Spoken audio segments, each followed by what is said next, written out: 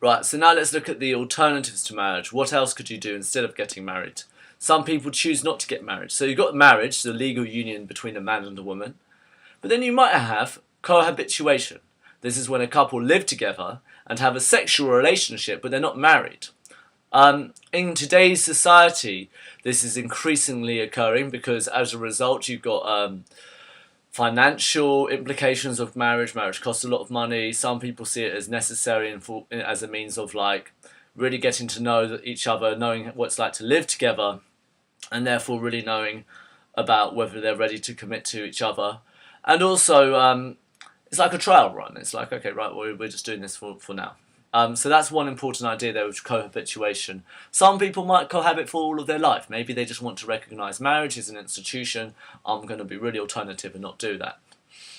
Catholic Church, they see this as sinful because it's sex before marriage. It's actually adultery technically because it's sex outside of marriage. So on a Catholic perspective, going against the Ten Commandments. Church of England, you know, they're a little bit more chilled out about it. They state that marriage is ideal. But if a cohabiting couple should have they should have their legal rights protected. So they're like, okay, it shouldn't be illegal, but you know, we'd prefer you guys to be married, really, because you know you want to make that promise to God. There's also obviously civil partnerships, okay, and that's really when you have a legal recognition of a same-sex partnership. Some people feel that you cannot have... well, let's talk about it first. It was 2006, the UK government passed a law that allowed gay and lesbian couples to have a civil union, which can be legally recognised. So this gives homosexuals, men and women, the right to get inheritance, pensions, and medical emergency treatment as a normal married couple would do so. Now, the Catholic Church, they don't really necessarily recognise civil partnerships as Christian marriages and consider this a real threat to marriage. This is on a kind of absolutist Catholic perspective.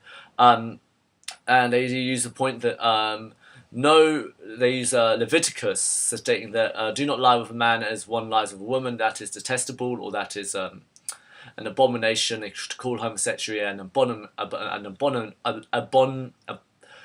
abomination.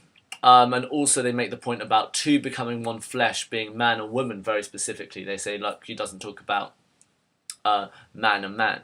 They talk about man and woman, two becoming one flesh. So that's two kind of examples that are there. Do not state the terrible joke, Adam and Eve, not Adam and Steve. It did not say that in the Bible. It's a really silly thing to say. It's not really funny. It's quite homophobic. The whole point itself is just the idea that man and woman to become one flesh. So that's Catholic Church perspective. The Pope Benedict was also known to have stated that homosexuality is a bigger problem than climate change. It's not the current Pope who said that, but the previous one did.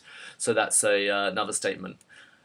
So that's there. Also, though, you've got the Church of England, and there's different perspectives on it. So many Church of England priests are willing to give a blessing for gay couples who have a civil partnership. Not all of them, but some of them do believe that. So they use a kind of love your neighbour, love is patient, love is kind of idea, and state that actually it's the most loving thing to do so. And also they see it as a... homosexuality is a part of a gift of a creative variety that God has given humanity. So if you are born gay, then surely you are made in the image of God. God has made you that way, and that's a loving thing. That's fair enough, and we should cherish and embrace every aspect of someone else. We don't punish someone being born black or white or a man or a woman. If being born gay is being born gay, then surely that's what God has made. Some Christians believe that civil partnerships are just as Christian as a marriage because it demonstrates an act of love. It's just not having children, and that's the only difference. But still, you could adopt as well, so there's that argument there too.